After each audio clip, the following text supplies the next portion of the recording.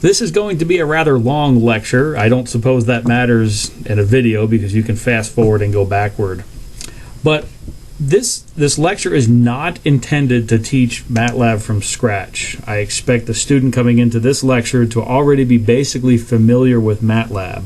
What's going to happen in this lecture is I want to get you up to speed on some tips and tricks and tools and techniques that you'll need to be successful in doing your finite difference time domain code.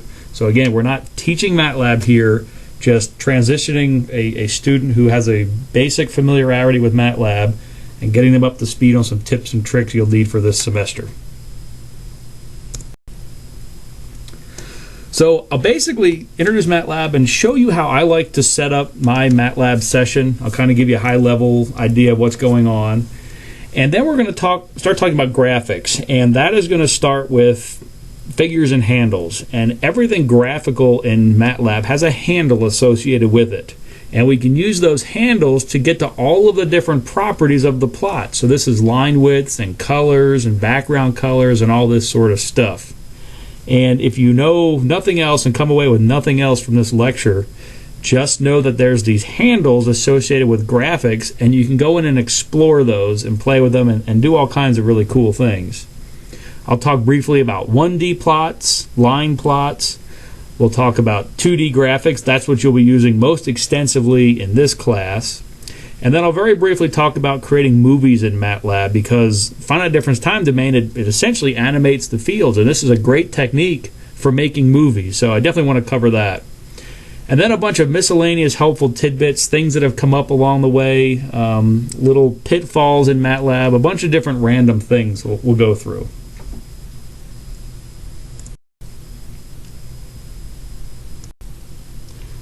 So if you are learning MATLAB from scratch, here's really the key concepts to learn. Editor window versus command window. Figure windows, how to open them up and position them. Then when it comes to programming, scripts versus functions. There's a big difference, and I've noticed a lot of confusion in previous classes. Variables and arrays, what they are, how to create them, how to manipulate them, change values inside of them. Then, of course, there's all the basic commands, the for, while, if, switch, things like that. And then the big thing we're going to talk about in this lecture is the graphics. There are three main components to MATLAB. We have the command window, the M file editor or a text editor, and then Simulink. In this class, we are not going to use Simulink at all, so it's really just the command window and the M file editor.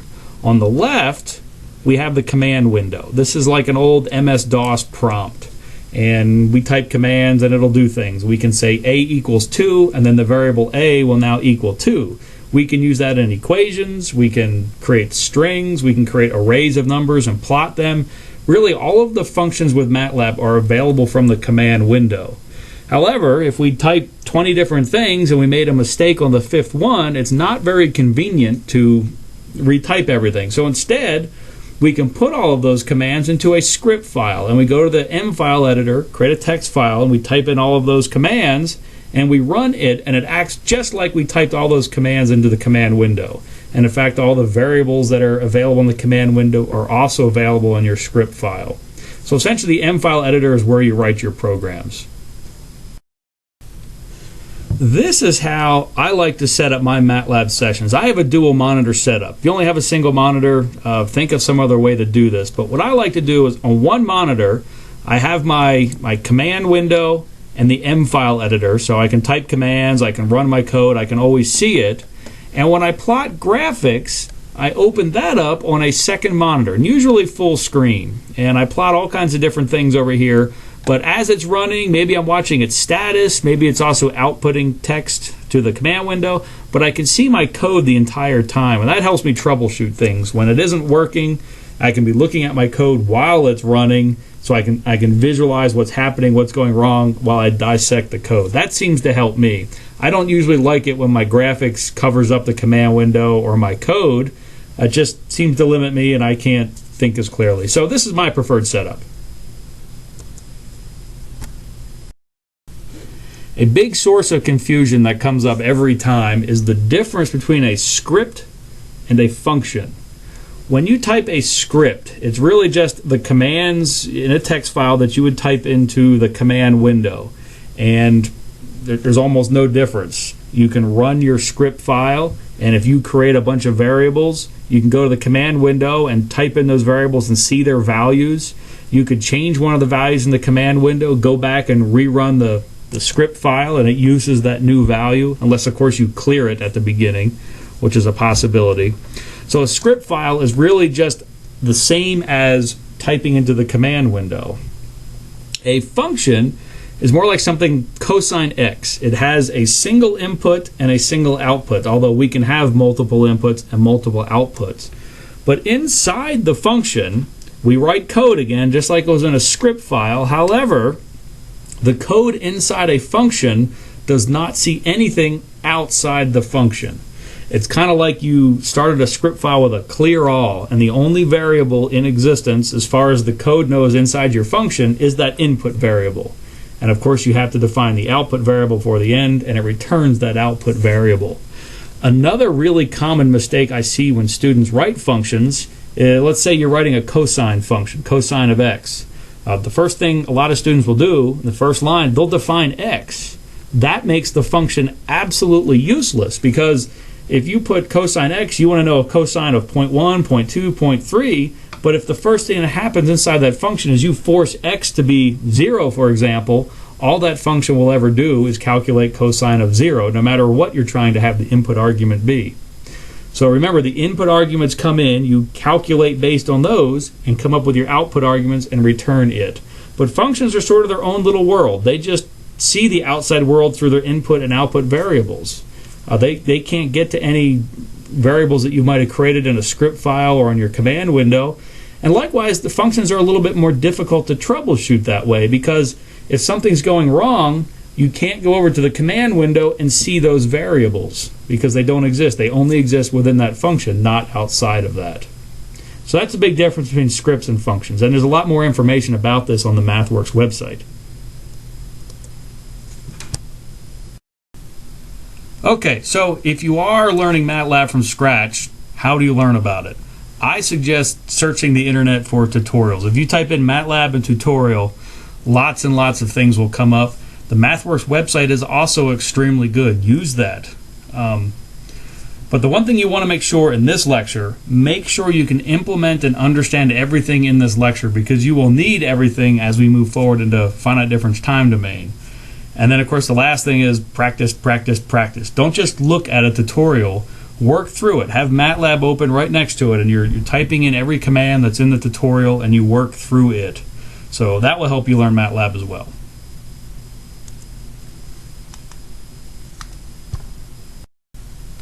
So if you do need help, again, the MathWorks website is very, very, very good.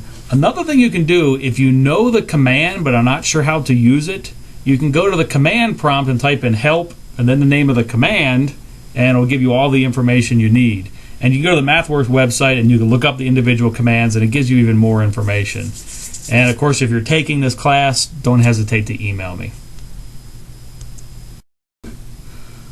On to figures and handles. And as I mentioned before, if you come away with nothing else from this lecture, just remember that all graphics objects have handles associated with them, and every single property you could imagine that you'd want to change, you can change through the handles. Line width, line colors, line styles, all this sort of thing. Okay, so if you type in figure, it will open up a figure window. If you type in h equals figure, it will open up a figure window just the same, but now it gives you a handle that you can use to go in and see what properties are associated with that, and you can change them.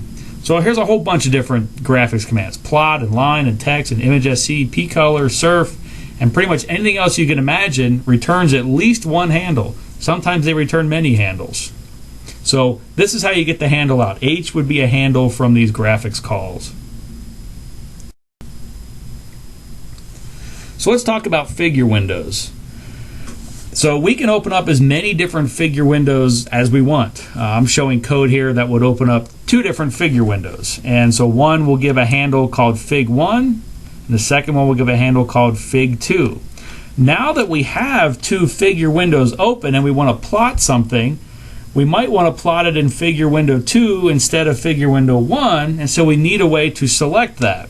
So what we would do is we would again use the command figure, but rather than just using it alone, we'll give it an input argument. So if it gets an input argument, which is a handle to a figure, it does not open up a new figure window. It plots inside whichever figure this is referring to. And then we could say figure fig2. That activates the second figure window, and we can plot in it. And we can do any number of figure windows this way. Okay, so figure handles are cool, graphics handles are cool. How can we explore what's in them? Well, let's do this. Let's open up a figure window. So we'll say fig1 equals figure. It opens up a figure window and returns a handle to it called fig1. If we then type in getfig1, all this does is list all of the properties associated with that figure window. So for example, one of the properties, color. Notice there's an array of 3 numbers, and they're all the same number. And in fact, the first one's the red content, the second one's the green content, third one's the blue content. Since they're all the same number, that's a gray color. That's the background in the figure window. And we could go in and change that and make it some other background color. Let's say we wanted to get this array out. We would say C equals get, the handle to which stores all these different things, and which property we want to get out. And so when we do that, C becomes the color, and in this case, which is the background of the window.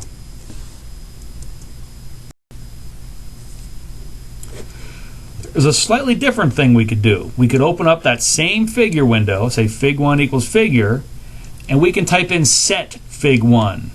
And if we don't do anything else, it lists all of the properties just like getfig1 did.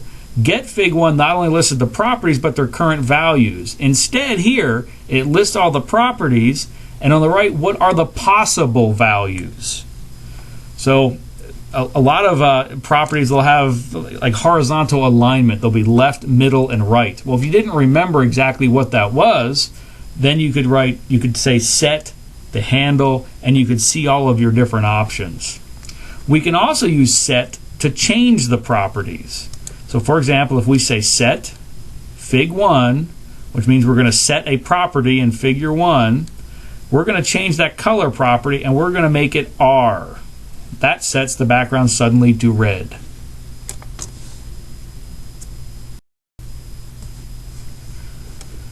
So changing the background color is a common thing that I do. The MATLAB's default is gray. What I don't like about that is very often I copy graphics from the figure window and then paste it into publications or presentations.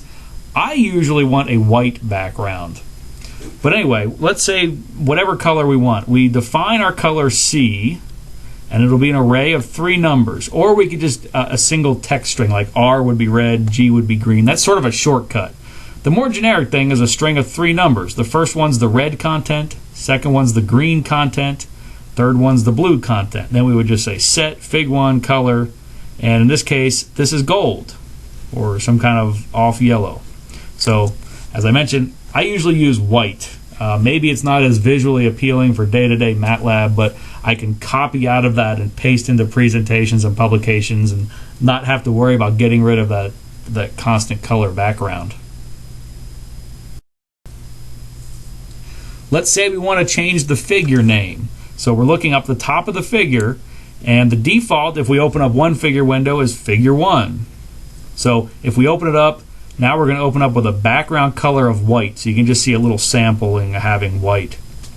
So now let's go ahead and set in figure 1 the property called name and call it FDTD analysis. Now what you'll see is there's figure 1 colon FDTD analysis. Well, maybe we didn't want this figure 1 here. So now we say set fig1 number title off. And now we just see FDTD analysis. So this is very useful if you have multiple figure windows up. Or sometimes if I'm doing an iterative algorithm, I might give the figure title the iteration number. So we can do really whatever we want with it. Maybe we want to change the position of the figure. So figure 1 We'll give it a background color of white, and then we're going to give it a position which has a string of 4 numbers. Now what those 4 numbers mean is summarized down on the bottom. And your monitor has so many pixels across, so many pixels top down, and so these numbers are in terms of pixels. So we have the left position of the window, the bottom position of the window, its width in pixels, and then its height in pixels. So those are the 4 numbers, and we can place figure windows wherever we want. Another thing I like to do is open up a figure window, manually drag it, resize it, put it wherever we want it, and then I'll say get figure 1, and I'll see what those 4 numbers are for position, and then I can paste it into my code, so next time I run it, it just automatically opens up to how I want it. Here's another trick that I use a lot. I'll open up a figure window, I'll maximize it, and then I'll say get figure 1. I'll go down and I'll copy the position, and that's all the numbers to make it full screen, and then I'll paste it in, and that will automatically open it up to full screen.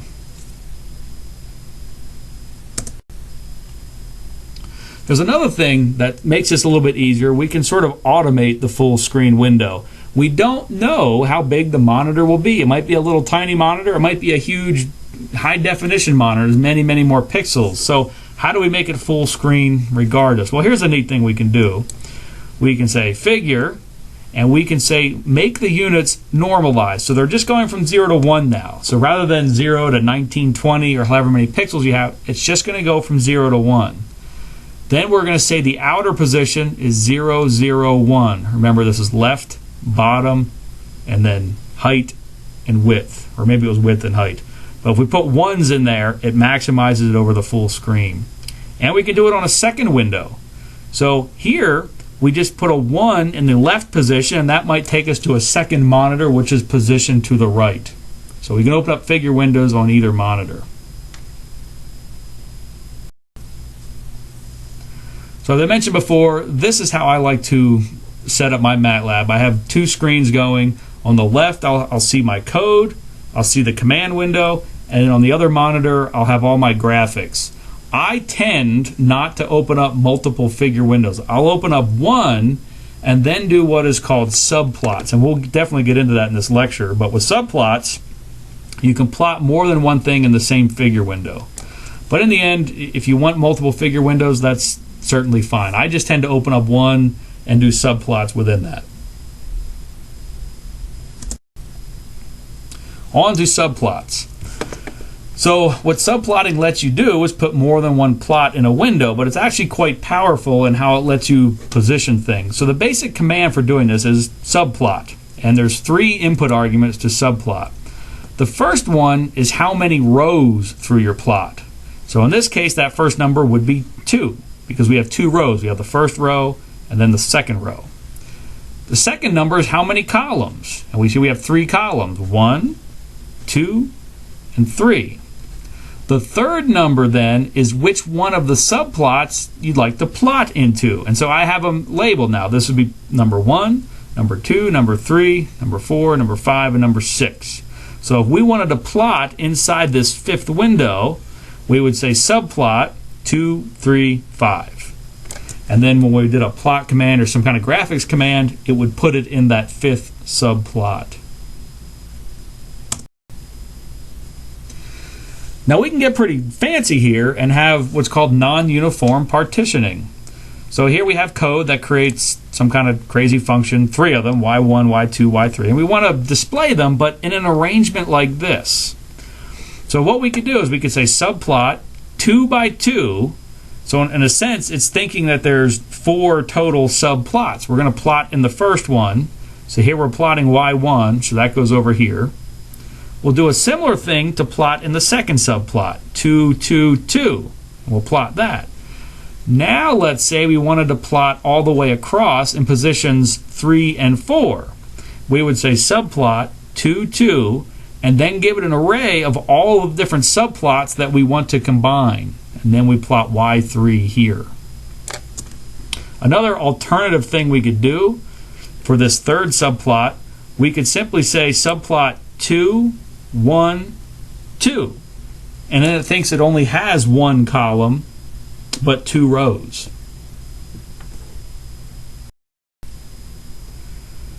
Okay, so now that we're masters of opening up figure windows and doing subplots, let's actually talk about the plotting commands themselves. So here's the basic MATLAB plot.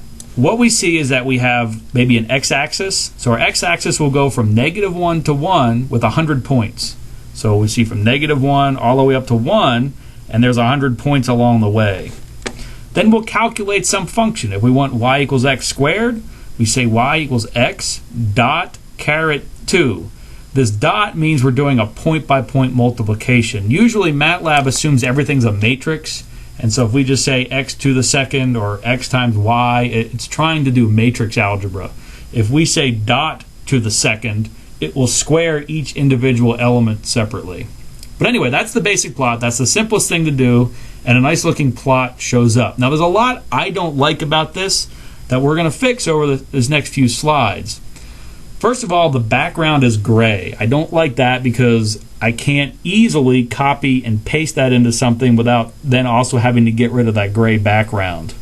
I also think the lines look too thin. If I have a big figure window, I paste it somewhere and I shrink it down, suddenly the lines tend to disappear. So I think the lines are too thin here. I want to make them thicker.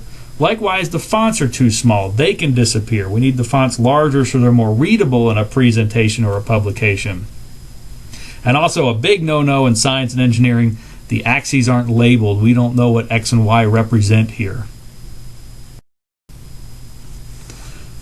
So I revised the code, and it's the same basic x and y. We're doing 100 points for x from -1 to 1, and we're calculating y equals x squared. So the first thing I'll do is I'll open up the figure with a background color of white. And maybe for day-to-day MATLAB that doesn't look as appealing as having the gray background, but we can copy and paste it into things a lot easier. Then we're going to plot, and we're going to bring out a handle so we can start changing things about it. But we'll plot x versus y. The next is the line color and line style. The dash means it's a solid continuous line, and the B means blue. We're making it blue. Then we're going to say line width of 2. It thickens up this line a little bit. So that pretty much sets the properties of the line itself. We want to then change properties of the figure, which is at the next level above that particular line. So we'll say h2, a second handle, get from h, so that's the plot. The plot's this line here. So its parent graphical object is this figure, or the axes, if you will. So we get its parent. And now we can set things about the figure plot. We can make the font size of all the letters 14. So suddenly all the letters and labeling here are bigger and more readable. We'll make the line width 2. That means this bounding rectangle now has a thicker line. We'll label the x-axis, and maybe it's just x. We can label the y-axis, maybe just y. The default orientation here, because we could type in a big long sentence, it will rotate it by 90 degrees and go up and down. But if it's just a single letter, what I like to do is say no rotation. Don't rotate it, just keep it upright. Now if we have a long sentence or something like that, we probably wouldn't want the rotation 0 here, and just let it run vertically like that. And then we give it a title, a better plot. So this is, in my opinion, a much better plot than what we had on the previous slide, but there's still things I don't like. First, there's an uneven number of digits in the axes. Notice we have 2 digits, 0.8. I really would like this to be 1.0. I probably would like this to be 1.0 also. I also think the tick marks are a little bit too coarse, particularly on the horizontal axis. And so we want to fix those things too. So here's even more of a revised code. So we start off, we open up the figure window. We'll say fig equals figure. We'll make the background color white. Fig is now a handle to the figure. We'll do our basic plot, and we'll also pull off a handle to it. X, Y, continuous line that's blue with a line width of 2. So that's talking about this blue line being a line width of 2. Then we'll go ahead and we'll set the graphics view. We'll get the handle to the parent, which is now the axes of that plot. Like we did before, we'll make the font size 14 and make the line width 2. The line width here, remember, is the line going around the outside. We'll label the x-axis, we'll label the y-axis, and give it a title. Then we want to mess with the tick markings. So the first thing I'll do is create an array, which will be an array of numbers of where I want the tick marks to be along the horizontal axis. And so I'm going from -1 in increments of 0.5 up to +1. Then we need to create a sequence of strings. So notice these are the curly brackets here, not parentheses or square brackets, curly brackets. These will be the markings for the tick. So it'll be a little text string of how we want to mark things. Well, we just want to put numbers down. So we loop through all the numbers in this XM array, and then we'll start creating the sequence. So the mth element in that sequence is number to string. We're converting a number to a string. We'll pull off that mth number from this array, and we'll convert it to a floating point number with 2 digits of precision. Then once we have where the ticks are and the labels, we'll say set, and this is a property of the axes now, xtick, which will be the xm, then the xtick label, which will be xt, and out comes our x-axis looking like this. And we do a very similar thing for the y-axis, and now I think this y-axis looks better than what we had. So I think we have a pretty good looking plot now, and there's all kinds of other things that you can explore, properties in the figure and things that you can change to make it look even better. Another thing is setting the axis limits. Very often when you plot something, you'll see regions of white space outside your plot. Or maybe there isn't regions of white space and you want it to. The point is we're not yet controlling that. And there's two ways to do it. We can, all in one command axis, tell it the minimum value along the x-axis, maximum value along the x-axis, minimum value along the y-axis, maximum value along the y-axis. So it has this form. Or we can break it up into two different things. We can give it the minimum and maximum values for the x-axis and the minimum and maximum values for the y-axis. So this single command and these two commands would do the same thing. But now we can control if we want some white space around our plot, or maybe we want to, in some other configuration, maybe we want to clip off a part of our plot. We can control that through these commands. Maybe we want to annotate the plot. So if we look at our plot, what's different is that we have this annotation here. This says cool curve, and down here it says min. So how do we do that? Well, we open up the figure window, we plot, we change font size, we label it, we set the X tick markings, the Y tick markings. So this is all the same from before, but then we use a command text, and that lets us place a label. So the first number is the horizontal position where we want to place text. The second number is the vertical position where we want to place text. And then the third thing is the text that we want to put on the curve. Everything else is all the properties that we want to set. Maybe we want to make the color of the text blue, and here we want the horizontal alignment left. So if we end up adding more characters here, it will still start at the same place and just go longer this way. Now for the min, we probably want to center it. So X position, Y position, here's the text we want to add. We still want the color to be blue, but the horizontal alignment now is center. So if we were to add characters here, it would stay centered. And there's also vertical alignment. We can control that. We can rotate it. We can do all kinds of things. Change the color of it, change the font size, etc. There's also some tricky things that we can do in the labels that can do some more advanced things. We can do subscripts and superscripts and Greek letters and other special symbols. So let's look at subscripts. And the way we would do that, we would say 1, 2, 3, X, for example, and then underscore, and then look at what follows it, 1, 2, 3, and see what happens over here. It only made the first letter 1 a subscript. Well, what if we wanted 1, 2, and 3 all to be a big subscript? Or maybe just 1 and 2, for example. So we'll put the 1 and 2 inside curly brackets. Now we have 1, 2, 3, X with sub 1, 2. The 1, 2 in the curly brackets is the one big subscript. Superscript works the exact same way, but instead of the underscore, it's the caret symbol. And so if we say 1, 2, 3, X caret 1, 2, 3, it only makes the 1 a superscript. If we put curly brackets around the 1 and 2, we could have also done it around the 3, but just on 1 and 2, it makes both the 1 and 2 a superscript. We can do special symbols, and this is called text markup, and here's more information on that. But essentially we could say X label X, and then parenthesis, we do this backward slash MUM, and see what that does. It does an X, a parenthesis, and this backward slash MU gives us the mu, or the micro symbol. And then this M just comes out being an M, the end parenthesis, and suddenly we're labeling our axes with Greek letters like micro and other things. So here is a summary, and go to the printout of this. The electronic notes are available online. But here's all the different symbols and Greek characters and the backward slash and what you need to follow the backward slash to get to any of those. And also the website at the bottom for another summary of this. Another thing that comes up a lot, we want to superimpose multiple plots. How do we do that? So we'll start off the same way. We'll create our x-axis, if you will, that goes from -1 to 1 with 100 points. So this is an array of numbers. They go from -1 up to 1, and there's 100 points in that array.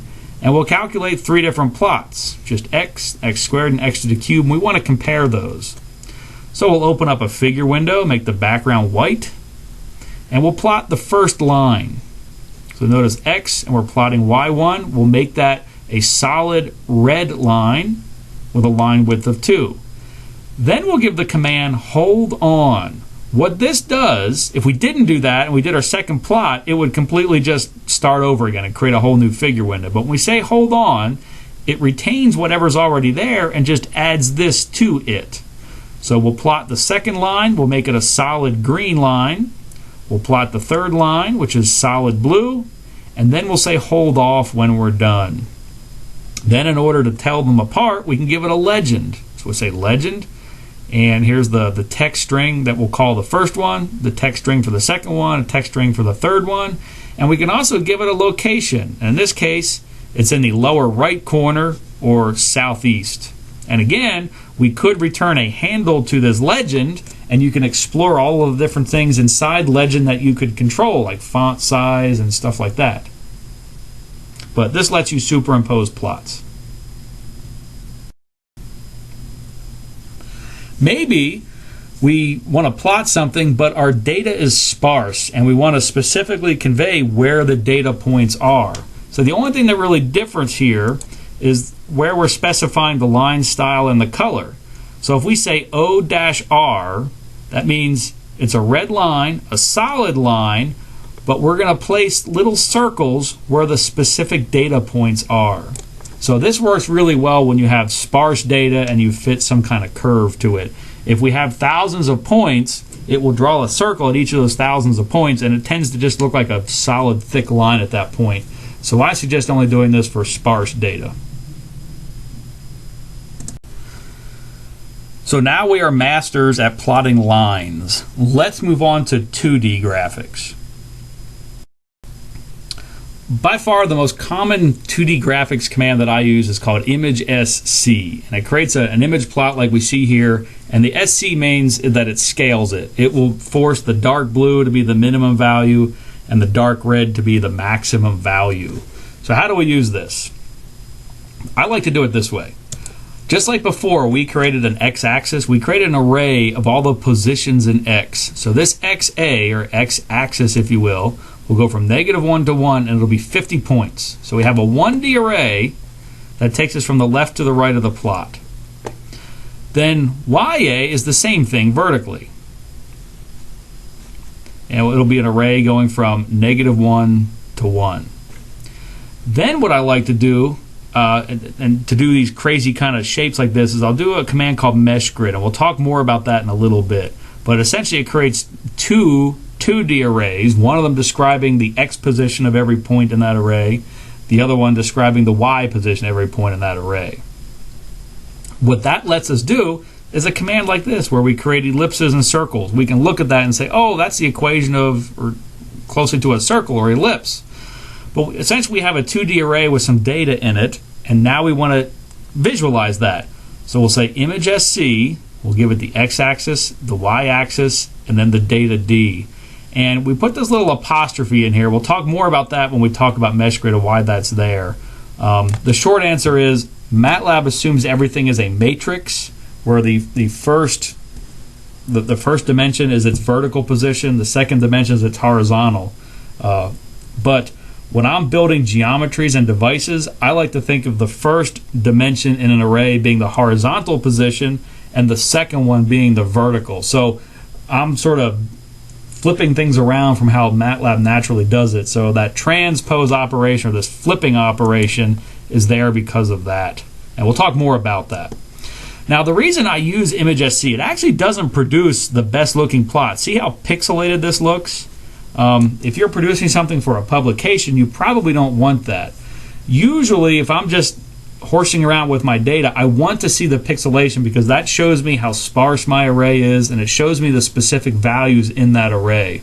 So that's why I tend to use it. But it doesn't create the smoothest, best looking. There's another command for that. So here's some other tricks. We notice we did the equation for a circle, but that didn't look like a circle. That looks more like an ellipse. What is happening here? Well, we notice we're going from -2 to 2 along this axis, but -1 to 1 along the vertical axis. But it's showing it almost like a square, so things are not in the correct proportion.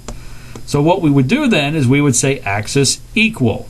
When we do that, suddenly we see a nice circle. It's the scaling here is equalized, but we see these ugly white regions that we don't like. So instead, we would say axis equal tight. And now we don't have those ugly white regions, and our circle really looks like a circle. So here's our code all together that would do this.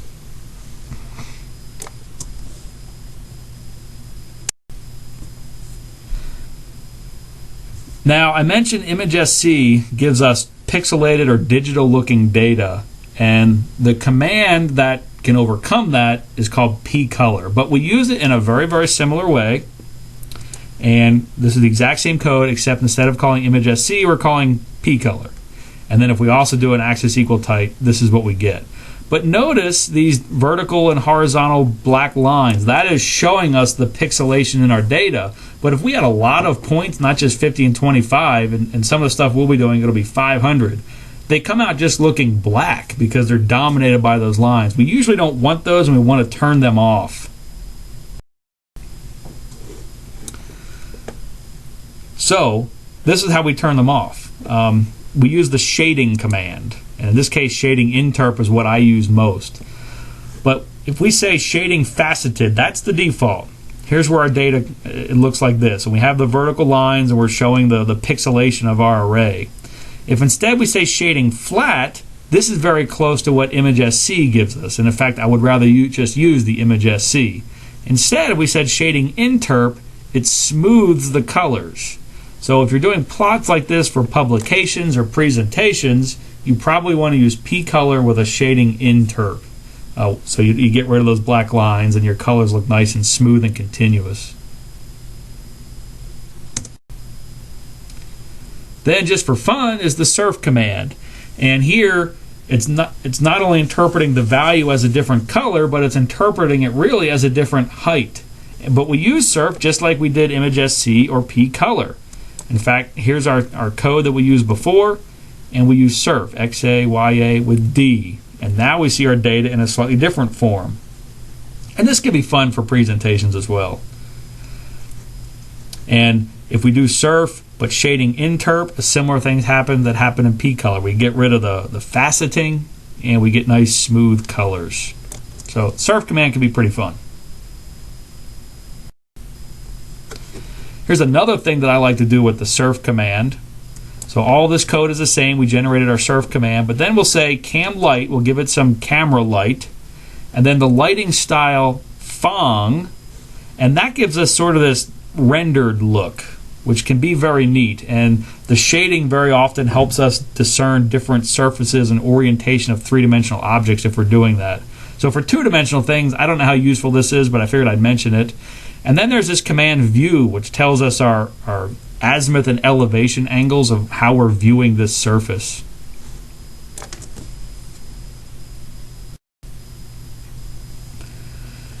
And then one thing that also comes up, very often we generate arrays of data where the numbers are complex. And so if you just try to plot, let's say imagesc of A, where A is a bunch of complex numbers, MATLAB yells at you. And I think at that point it yells at you, but it plots the real part, or I forget if it errors out or whatever. But what do we want to do with complex numbers? Do we want to plot the real part? Do we want to plot the imaginary part? Maybe the magnitude? Maybe the phase part? Because we can't just say plot a complex function. MATLAB doesn't know how to do that. So here's this. We're showing actually the same set of data in all four plots here. We have a random function f, but it's complex. If we plot the real part, we see something like this. If we plot the imaginary part, we see a similar thing. If we plot the magnitude, we see something kind of crazy. And notice that the magnitude looks different than if we were plotting the real part. And if we were to plot using the command angle, we're really looking at the phase component of this. So this is magnitude and phase on the bottom, real and imaginary on top. But notice how different they look. If I'm plotting waves, I tend to like to see negative and positive waves, so I'll usually plot the real part of a complex wave. If I'm interested more in just intensity or power, I'll tend to plot the magnitude of that using the ABS function. There are occasions to look at the imaginary or angle, but for me that is certainly less common. I usually either look at the real part or the magnitude, and usually it's the real part. I do that the most common. Color maps is pretty neat. And MATLAB gives you a whole bunch of different options for color maps, and I'm not sure if this is the complete list, but it's definitely a pretty good list. If we didn't know anything about color maps and just did an imagesc or a pcolor, it turns out the default is jet. So the minimum value would be a dark blue, and it goes up through green, yellow, orange, red to a dark red for those highest numbers. Now, jet looks really cool. We can look at a screen, we can discern our colors. I think it works really well in color. If we take a jet plot, put it on paper, and print it on a black and white printer, it comes out awful. We can't discern that. So if you're going to do that, I recommend using the grayscale map. And we do that after our plot command, we say color map gray. We could say color map jet, that's the default, but if we say color map gray, we'll get something that's not fancy and colorful, but it's going to look good on black and white printers.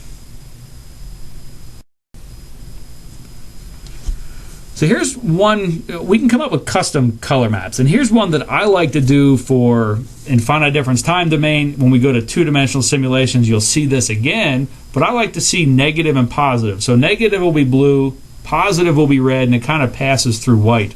So we create a custom color map, and the color map will be stored in this array CMap. So we'll initialize it first to all zeros, so there'll be 256 possible colors, and it's a continuum really going from blue to red. And for each one of those, there's three values: a red, a blue, a green, and a blue component.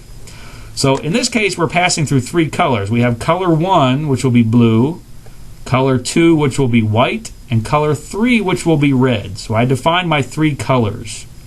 Then I set up a loop that's going to go from 1 to 128. And the top half of this code is filling in the bottom half of CMap, and the bottom half of the code is filling in the second half of the CMap. So this section of code is going from blue to white, and this section of code goes from white to red. So the first thing I like to do is calculate a parameter f. So as NC goes from 1 to 128, f will go from 0 to 1. So we'll look at the scaling and we can see that. In fact, it's going to go from 0 to almost 1, but not quite 1.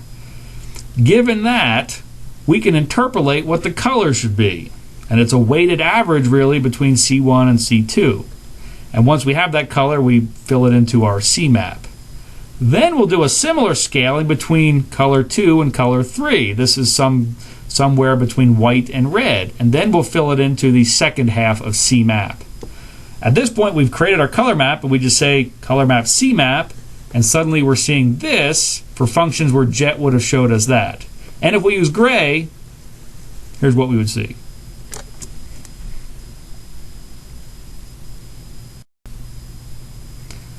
Now on MATLAB Central, there's some programs that other users have written that I think do some interesting color maps.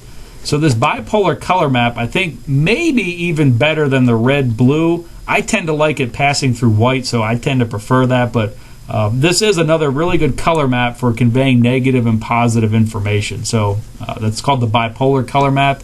You can go to the MathWorks website and look that up. Now here's a really neat one called the CMR color map. So the problem with jet, if this was our function in jet form, but we put it in black and white, this looks black and this looks black. However, they're very different numbers. This is a very big number, this is a very small number out here, but we can't tell the difference when jet is put into black and white. Some of us really like color. I love color, but jet doesn't work so well. So this is kind of a jet-like color map in that we go from white through a gold color, through red, purple, blue, and then to black. So we get a nice color. However, when we display this color image in black and white, we still see a nice continuum. So that's called CMR color map. That's also available on the MathWorks website, and I want you aware of those.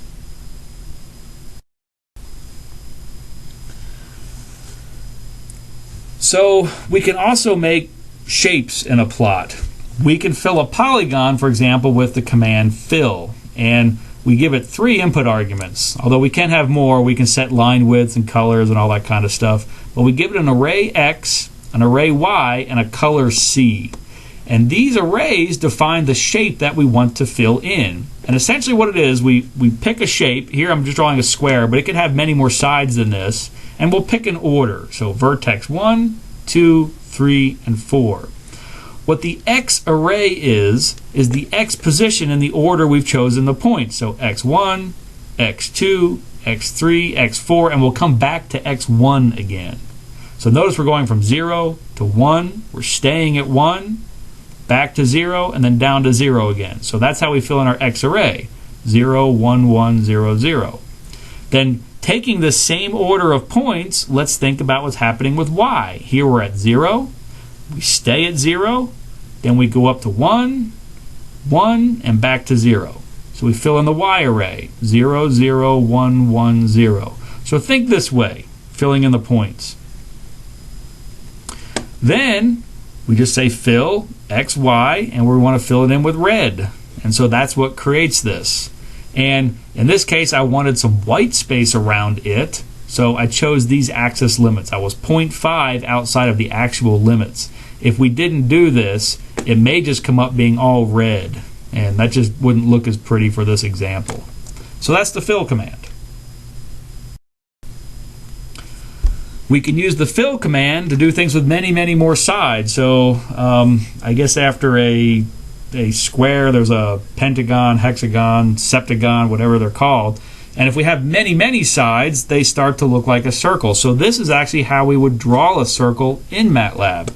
And so what I like to do is create an angle array, call it phi, and I'll use the command linspace, and this will create an array of numbers that go from 0 to 2 pi, and it's going to be 20 numbers. So we'll come out having 20 vertices. We'll come up with our X array as cosine phi, our Y array as sine phi. So this will be the X positions all the way around the circle, the Y positions all the way around the circle. Then we do the fill command, fill X, Y, and we'll give the color to be green. We'll set the axis limits, and we'll also say axis equal. If we didn't do that, this may not quite look like a circle. And we notice we can see the edges here. So we use the number 20 for 20 points. If we use 200, this would look much more like a perfect circle.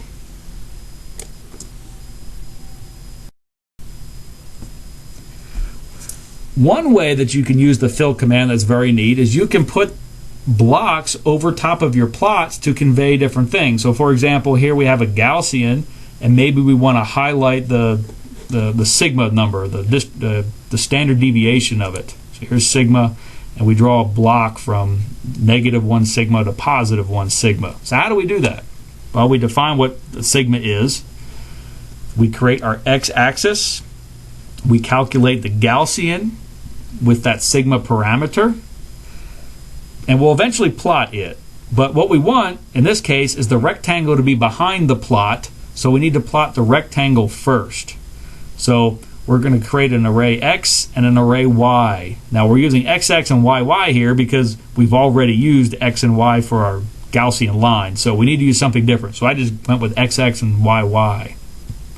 So XX is the array going from all the way around the perimeter of this box, and then Y is the Y positions going around the box in the exact same order. And then we'll say fill XX, YY, and we'll make it green. Then we need to say hold on, otherwise our plot command would erase this. So we say hold on, and we plot X comma Y, solid blue line with a line width of 2, and hold off. Then I also wanted to place the little sigma variable there. So we say text, the X position is 1.1 times sigma, the Y position is the 1 over E point, and we want to put a sigma variable there. And then of course an axis equal tight off. And that's what generated this graphic. Now maybe we want to get even a little bit fancier. Maybe we don't want the sigma right up against the line. Maybe we want it out here, and we want to draw a little connector line. So how can we do that? We have the same exact code here, but here we're adding this. We're reusing XX and YY to represent this line. So we really only have a start and stop point. So here's the start X, the stop X, the start Y, and the stop Y. And then we just say line, XX, YY, color, K. And K is black in MATLAB speak. So we just added 3 lines of code from last time, and we have this little line now. And in fact, another thing we could do, we could generate this blue plot here with line. We could just replace plot with line, and we'd see the exact same thing. Now, one thing I've noticed along the way, and maybe this was the problem mostly in the older versions of MATLAB, but students will be generating plots, and some of the graphics would come up backwards or upside down, and that was kind of crazy. We figured out this fix, and we changed the renderer to being OpenGL. And the MathWorks website also says if we do this, very often we can get much faster graphics. So imagine you're running a finite difference time domain simulation with 10,000 iterations, and for whatever reason, we want to see the fields at each one of those iterations. Well, that will really slow it down. We could speed it up with this. So essentially, we're setting properties to change the default renderer. So here's this first command here: set 0 default figure renderer, and we'll make it OpenGL. And so that speed things up. It'll prevent text from being mirrored image and another crazy stuff. Okay, so this is sort of an aside, but creating movies in MATLAB. And I got to admit, I have very, very bad luck creating movies in MATLAB.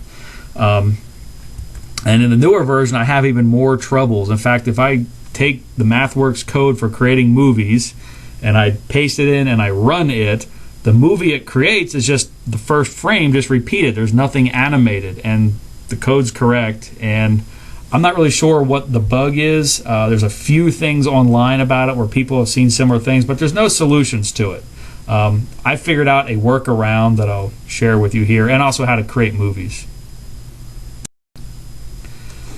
So here's the basic flow in the modern version of MATLAB. In the old version of MATLAB, the command was called something like AVI file, but now it's replaced with a command called video writer. So let's come up with a movie name. We'll call it dumbmovie.avi. Then we'll call the command video writer. We'll give it that text string. We're saying let's start making a movie with this name. And so it returns a handle to that movie. Then we enter our main loop, and we set up a loop that will draw all of our different frames. And here we have a series of, I don't know, something like 20 different frames. So what we'll do is we'll draw each frame, and then we add the frame to the movie.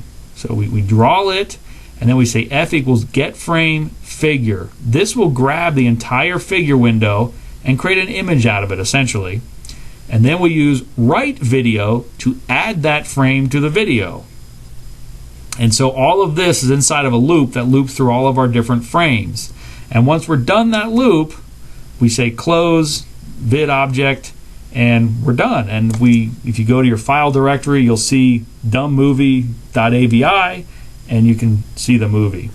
Now, in any version of MATLAB I've tried, and on any computer system, it has the same thing, and where I play the movie and I'm just seeing the first frame. And dissecting this a little bit, what ends up happening is getFrame, even though I've drawn the second, third, fourth frame, F always comes out being just the first frame. And I really have no idea why that is. I've tried many different things, but the workaround I found is in place of CLF, I say close all.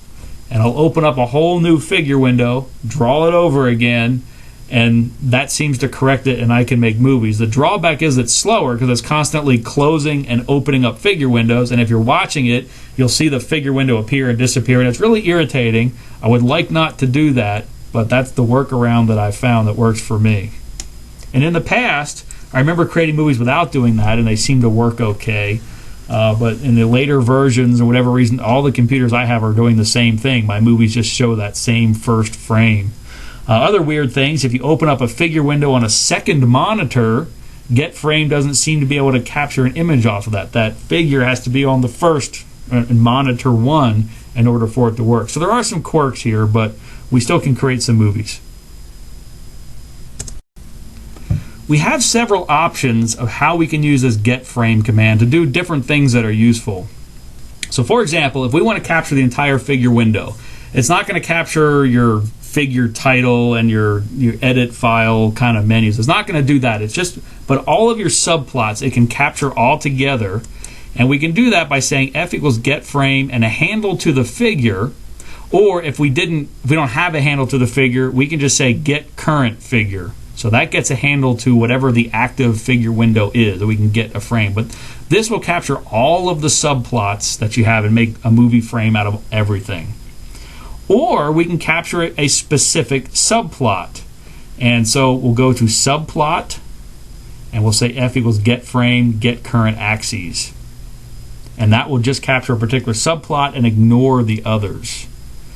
Other neat things we can do, if for some reason you draw something and you want a graphics file from it, you can getFrame, and then you can convert that frame into an image.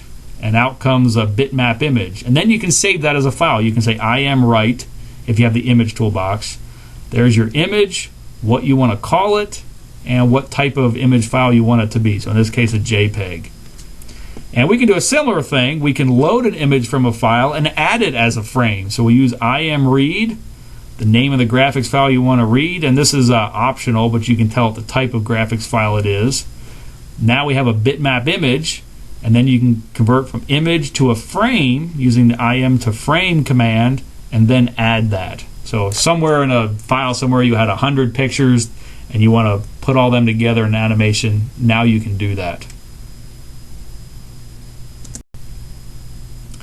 Another trick that I like to do, if I create a code that creates a movie, I will build in some kind of feature to turn off the movie making. And this is really helpful with troubleshooting, because the movie part really slows this down. And if you're making a movie that maybe takes an hour to make and you discover a mistake at 45 minutes, that's a lot of work. So if you can turn off the movie making, you can run it very fast, you can catch mistakes in your graphics, you can get everything working and looking smooth, and then just go turn the movie making on. So what I like to do at the beginning of my codes is I'll create a variable called makeMovie, and I'll set it to 0, meaning don't make the movie right now. If I set it to 1, it will.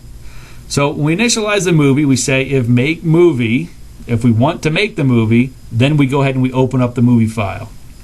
So if this is a 0, it won't run this, it won't create a movie. Then we go ahead and we create all the different frames. So we'll draw the frame, and here's where we'll add the frame. However, we're only going to add the frame if makeMovie equals 1. And then we end, and then we close the movie only if makeMovie equals 1. So a real simple way that we can turn the movie making on and off, and I use that all the time. The last section of this is just a bunch of random helpful tidbits in MATLAB that I think will help you. At the beginning of my MATLAB programs, this goes back to the difference between a script and a function. Now, functions don't need to be initialized. Their memory comes cleared anyway. They only see in memory the input variables. Scripts, however, that's not the case. Whatever variables happen to be in memory from doing something previously are still in memory when you run a script file.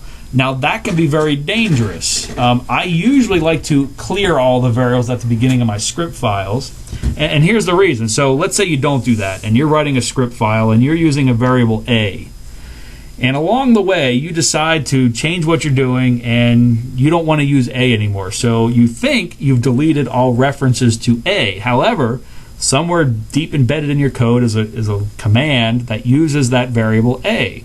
Well, you're running it, everything's working because a is there. Then maybe you close MATLAB, you shut down your computer, and the next day you come back in, you open it up, you're in a good mood because your code works, and you run it now. But now that a is no longer there, it'll come across that line of code and error out. And suddenly you swear to the person you're sitting with, this code worked yesterday, I didn't change it. And it's because of something like this. There's lots of little things that can happen. At the beginning of my scripts, I almost always initialize it this way. I do three different things. The first thing I'll do is a close all. This closes all the open figure windows. So if I want any open, I'll have to follow it with opening of figure windows. CLC clears the command window, and maybe you don't want to do that. I like to do that. And then the most important one, clear all. This clears all the variables from memory. So at the beginning of all my script files, almost all, this is what you'll see. Initializing arrays. We want to create arrays of numbers because eventually we'll be number crunching on these. So let's say we wanted to create a 10 by 10 array and fill it all with zeros.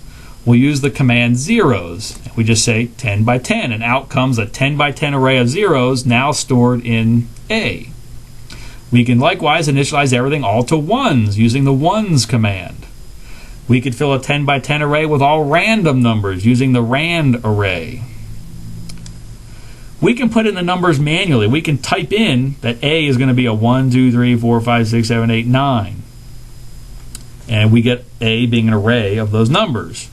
We can put in semicolons here. 1, 2, 3, semicolon 4, 5, 6, semicolon 7, 8, 9. Now what we've done is we've created a two-dimensional array or a matrix. So semicolons separate rows. We could also put in commas, but they tend just to get ignored. But they separate elements in different columns. Semicolons separates elements in different rows. The break command. If there's a break command in your script file, it will run up to that break and then stop at that point. And that's real good if you're having a problem at the front of your code and you don't want to have to run the whole thing. You can put a break in there and it will stop. Another way that you can use break is to break out of a while loop or even a for loop. So here we have a while loop, and this is pretty common just to say while 1. So while this is a true value or non-zero, it will do whatever's inside the while loop. So just saying while 1, this is going to go forever. But you can put a break command here and it won't stop execution of the program, it will just break out of the loop. If you're not in the middle of a loop up here, it will break out of execution of the program. But you can use this to break out of while loops, that's very common, or even for loops. But it's mostly used that way to break out of while commands. And you can't use the break function inside of a function. You can only use it inside scripts. But it's a great troubleshooting tool. This is a pitfall that a lot of folks fall into. If we want to take the log base 10, it's common just to type in log. However, log is actually the natural logarithm, so don't fall into that. If you want the log base 10, the command is log 10, and that will give you the log base 10 logarithm. Find command. This is really useful if we have an array of numbers and we're looking either for a specific value or several values. Where are they in those arrays? So for example, if we have an array of numbers in A, it's a 0.2, 0.4, 0.1, 0.6, so it's kind of some randomish looking thing. I want to find the value that is 0.1. Where is that? So I'll say find A equals 0.1. Now what this actually does, A equals 0.1, it creates another array and it's doing a point-by-point comparison. of anything that's 0.1. So this is not 0.1, it'll put a 0 in there. This is not 0.1, it'll put a 0 in there. This is 0.1, it's going to put a 1. And then this is not 0.1, it'll put a 0. So it doesn't change A, but it's creating another 4-element array that contains all zeros with a 1 in that third position. And then find really just finds non-zero elements in an array of numbers. But by doing it this way, we can find where A is 0.1, and out comes the index of where A is 0.1. So what comes out is ind3, and we see 1, 2, 3. That is the position of where the 0.1 was. Well, let's look a little bit differently. What about where A is greater than 0.4? So inside here, A greater than or equal to 0.4, this creates another 4-element array of just zeros and ones now, sort of logicals. That is not greater than or equal to 0.4, so that stays 0.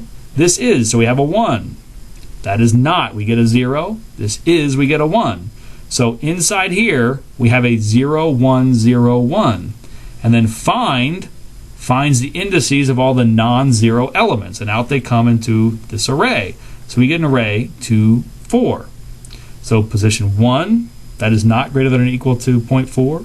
This is, that's at index 2.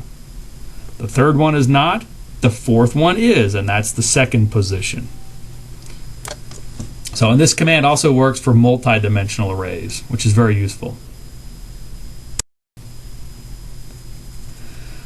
Also, we make the use of the apostrophe, and there's a different one called the dot apostrophe. And it turns out just the regular apostrophe is the complex transpose. A dot apostrophe is a regular transpose. I wish it was the other way around, but it's not. And so here's an example of doing it either way. Let's say we create a matrix A, so 2 by 2 matrix of complex numbers. And we want to see what A prime and A dot prime look like. So here's our original A. Here's what A prime looks like. It's the transpose plus the complex conjugate. Here, A dot prime is just the regular transpose. So don't think that the single apostrophe is a regular transpose. It's a complex transpose, or the Hermitian. MATLAB has a series of neat functions called interp, and let's say we have a function that has 10 data points at 10 different locations, and we want to interpolate that to 10 different points, but really representing the same function. And very often we want to go to more points, but it could just be different points. So there's a neat command for one-dimensional functions called interp1, and here's how it works. We have, for example, the x-axis for our first function that only has 21 points. Well, maybe we want to interpolate that over the same interval, but 250 points. So we calculate function 1. This has only, it's a Gaussian and has only 21 points. And then we'll interpolate the second function. We give it the x-axis and the function, and then the new points where we want to do the interpolating. And so now we have f2 that has many, many more points. So we plot these. And what we see is the red circles here are showing us our original function, and then the blue dots are essentially linearly interpolating between the points. So it's playing connect the dots here. Well, there's something else we can do. When we interpolate it, we can give it a cubic command. Now it's not necessarily connecting the dots, it's actually smoothing it a little bit, which can be very useful. And so there's other options for that. There's linear, there's cubic, there's spline, and probably some other ones that I'm not even remembering. So interp1 works really well.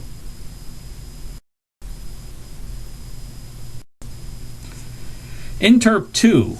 Here we're talking about two-dimensional functions, and maybe we want to interpolate it between two different resolution arrays. Now we're foreshadowing a little bit here. This will make more sense as the semester goes on, but remember MATLAB thinks everything is a matrix, where the first dimension of an array is up and down and the second one's horizontal. Instead, we're going to flip this around when we build things, so that first dimension is a horizontal position, the second one's a vertical position. But because we're doing things a little bit backwards, it changes a little bit how we use these interp commands. And just remind you, this will make more sense later on in the semester.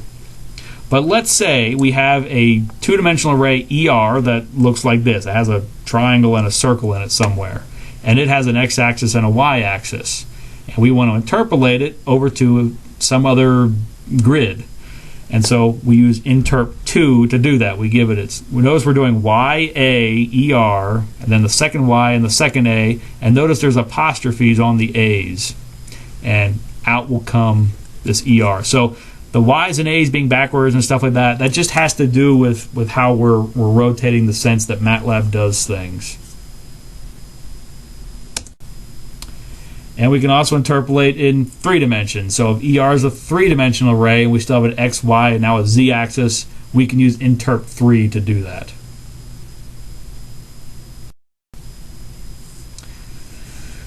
Changing topics again, maybe we want to time our code to see how fast things run. So the easiest way to do this is using the tick and tock commands. So the way we do is we start off saying tick.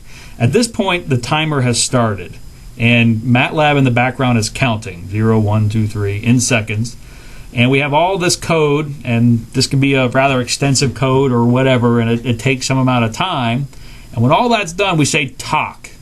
And the clock stops, and at the command window, it displays the elapsed time. And the elapsed time for whatever I did here was 0.127 seconds. The problem with tick and tock is we can't nest them. If inside here there's another tick and tock, the second tick will overwrite the first one. So we can't nest them. And so that's a bad thing to do. If we're using functions here that have ticks and tocks in them that we forget about, then we're overwriting and we're getting garbage results. So I actually tend not to use tick and tock unless I'm just doing a real quick test. Probably the more sophisticated way to do it is with clock and e-time. So instead of really starting a timer, what we'll do is we'll record the current time and call that T1. Then we'll do all of our code, and then we'll get the current time again. So we really need to look at the difference, the elapsed time between T1 and T2. And we'll use a command called etime to do that. We give it T1 and T2, and then we can display the elapsed time. And it'll tell us now the elapsed time is 0.043 seconds for whatever it was I chose to do here. Now the advantage of this is we can nest timings, and we don't have to worry about some kind of timing function buried into another function somewhere and losing track of it. So I usually use etime and clock unless I'm just doing a real quick test and I'm going to delete my tick and tock right after that test.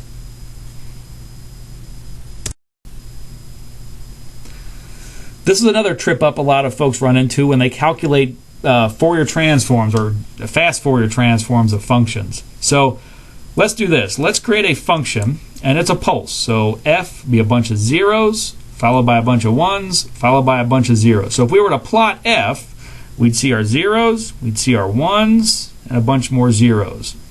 And if we calculate the FFT of that, here's what we get. So one thing MATLAB does is it scales it and essentially multiplies by the number of points. And that has to do with the FFT algorithm. So one thing you may want to do after calculating the FFT, divide by the length. But notice the way this looks. Our spectra is kind of strange. We don't expect this. We expect to see some kind of sync function or something like that centered. Well, the FFT algorithm produces a spectrum that's split in this sense. So what we do then is follow it with an FFT shift command, and what it does then is it swaps halves, if you will, and now we get this nice symmetric spectrum. We could zoom in on that. We could see our sync function and other things. So we almost always follow an FFT with an FFT shift, and that's an easy thing to forget. Here's a graphics tip. Let's say we have a background that has dark and light regions, but somehow we want to draw a line across it. Maybe we're identifying something. Well, light lines don't stand out against light backgrounds. Dark lines don't stand out against dark backgrounds. So what can we do? Well, we can plot two lines. First, we'll plot a thick white line. Then we'll plot a thinner white line to give it, and this gives it basically an outline. Now notice this stands out against the background very, very nice. So a lot of times when I'm putting lines on top of busy backgrounds, I'll do this. I'll plot a fat white line and then a skinnier black line, and it looks really nice. So just do it twice, once thick and white, once thin and black.